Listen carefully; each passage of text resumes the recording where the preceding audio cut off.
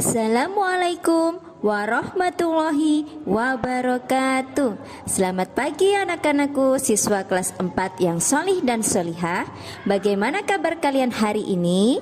Semoga anak-anak tetap dalam keadaan sehat walafiat ya. Tetap semangat belajar dan terus belajar. Pembelajaran kita hari ini adalah pada tema 5, subtema 1, pembelajaran 3. Sebelum pembelajarannya kita mulai, berdoa dulu ya. Bismillahirrahmanirrahim. Raditu billahi robba wa bil islami dina wa bi muhammadin nabiyya wa rasula. Rabbi zidni ilman nafi'a warzuqni fahma. Amin ya rabbal alamin.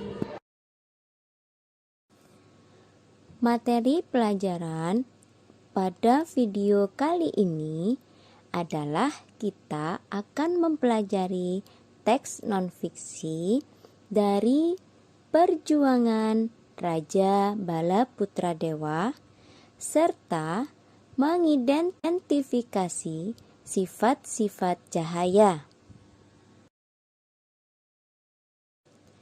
Tujuan pembelajaran pada video kali ini yang pertama adalah anak-anak dapat menjawab pertanyaan dengan benar terkait teks non-fiksi Raja Balaputradewa.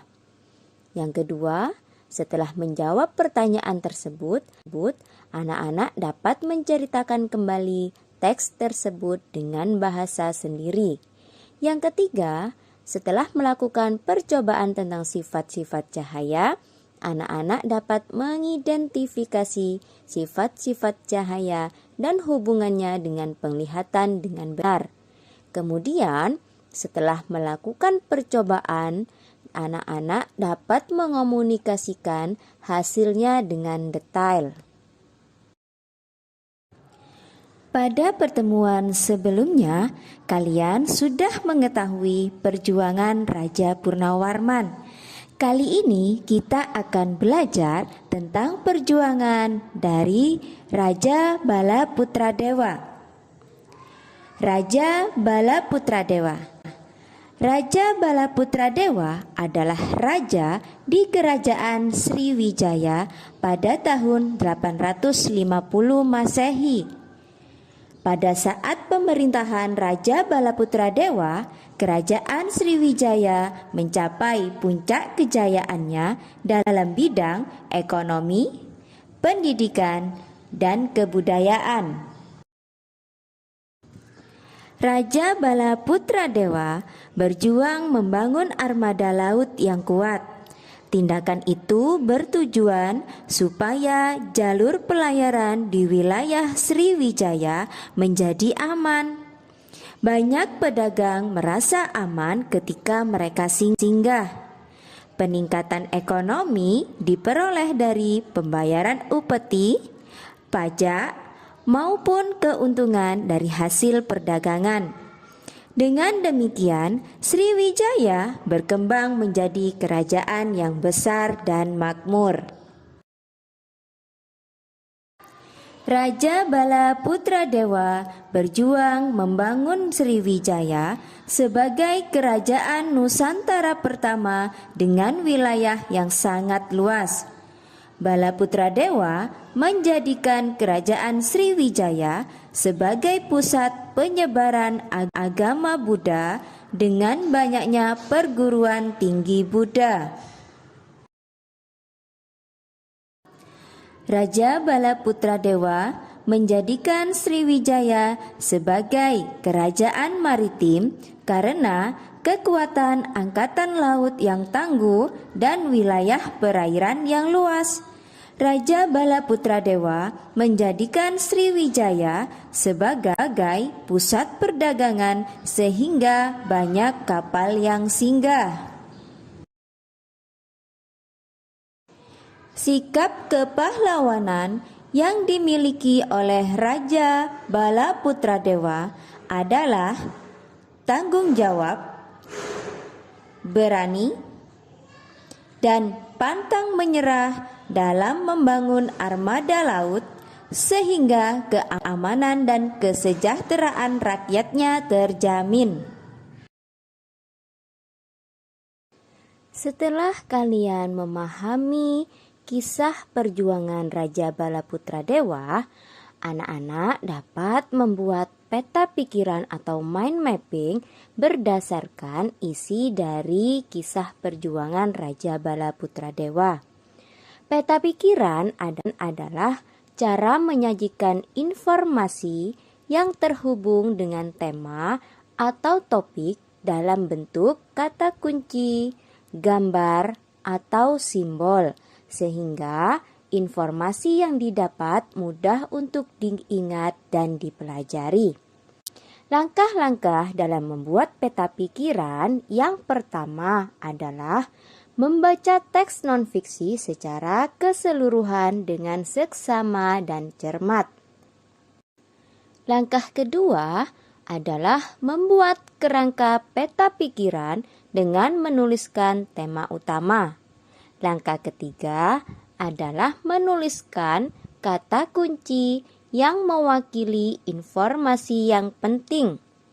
Langkah keempat, mencari hubungan antar kata kunci dengan membuat garis penghubung. Dan langkah yang terakhir yaitu mengembangkan peta pikiran.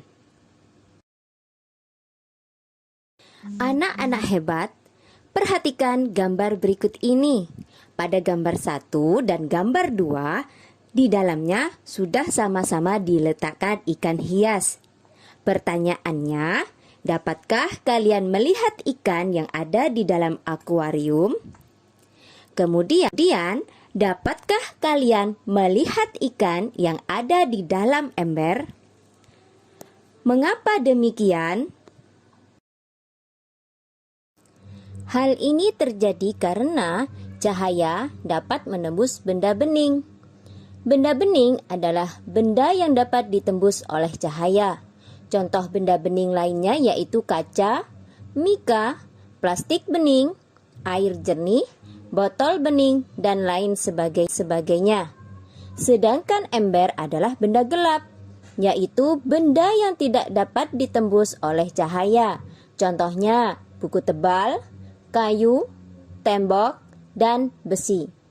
Sifat cahaya yang dapat menembus benda bening dapat dimanfaatkan untuk membuat berbagai peralatan, misalnya kacamata, akuarium, kaca mobil, dan termometer.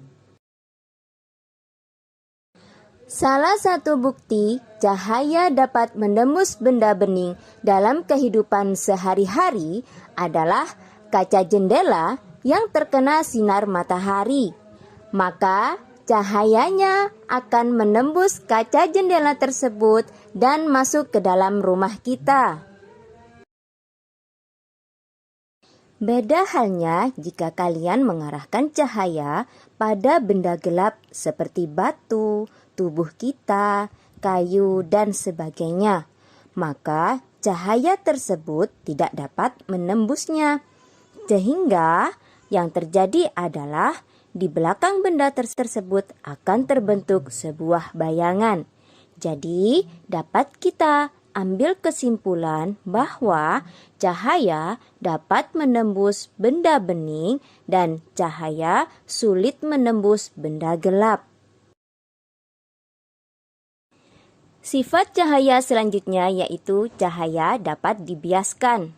Untuk membuktikan cahaya dapat dibiaskan, kita dapat menggunakan sebuah gelas bening yang diisi air, kemudian kita masukkan sebuah pensil ke dalamnya. Amatilah apa yang terjadi. Dari gambar bisa kita perhatikan bahwa pensil yang kita masukkan ke dalam air itu tampak patah. Mengapa ini bisa terjadi? Hal ini terjadi karena bagian pensil yang tercelup tadi mengalami pembiasan atau pembelokan cahaya. Dari peristiwa atau percobaan ini membuktikan bahwa cahaya yang melalui dua medium yang berbeda, yaitu medium cair dan medium padat, akan dibiaskan atau dibelokkan. Sehingga pensil yang kita masukkan ke dalam air tadi terlihat seperti patah. Namun sebenarnya pensil tersebut tidak patah ya anak-anak. Salah satu bukti cahaya dapat dibiaskan yaitu pada kolam yang airnya jernih. Jika diamati dari atas permukaan air, maka dasar kolam akan terlihat lebih dangkal dari yang sebenarnya. Sifat cahaya yang dapat dibiaskan juga dimanfaatkan dalam pembuatan lensa pada kacamata. Setelah memakai kacamata, para penderita rabun jauh maupun rabun dekat dapat melihat kembali pada jarak normal karena bayangan yang dibentuk oleh benda tepat jatuh di retina. Alat optik lainnya yang memanfaatkan sifat cahaya dapat dibiaskan yaitu lup, mikroskop, dan teropong. Untuk sifat cahaya selanjutnya dapat kita buktikan dengan melakukan percobaan cakram warna. Adapun alat dan bahan yang kita butuhkan adalah kertas HVS warna putih, kardus, pensil, gunting, benang kasur, lem, dan krayon. Cara kerjanya adalah dengan membuat dua lingkaran pada kertas HVS dan satu lingkaran pada kardus. Kemudian bagilah menjadi 7 bagian yang sama seperti pada gambar, lalu berilah warna yaitu warna merah, jingga, kuning, hijau, biru, nila, dan ungu, atau biasanya kita kenal dengan singkatan Mejiku Hibiniu. Kemudian potonglah lingkaran tersebut, lalu tempelkan kedua lingkaran tersebut pada sisi kardus. Apabila telah selesai, berilah lubang pada bagian tengah kardus, lalu masukkan benang kasur yang sudah dipotong sepanjang 80 cm. Setelah jadi, lakukanlah kegiatan seperti berikut ini. Kemudian, coba perhatikan apa yang terjadi pada cakram warna tersebut.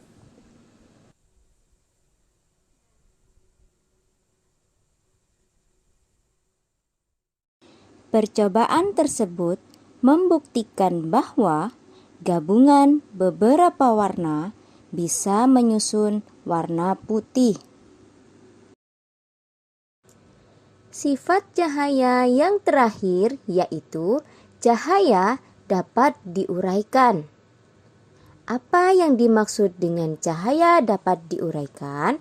Simak baik-baik penjelasan berikut ini. Cahaya matahari yang terlihat berwarna putih sebenarnya merupakan perpaduan dari beberapa warna cahaya yang disebut dengan spektrum warna.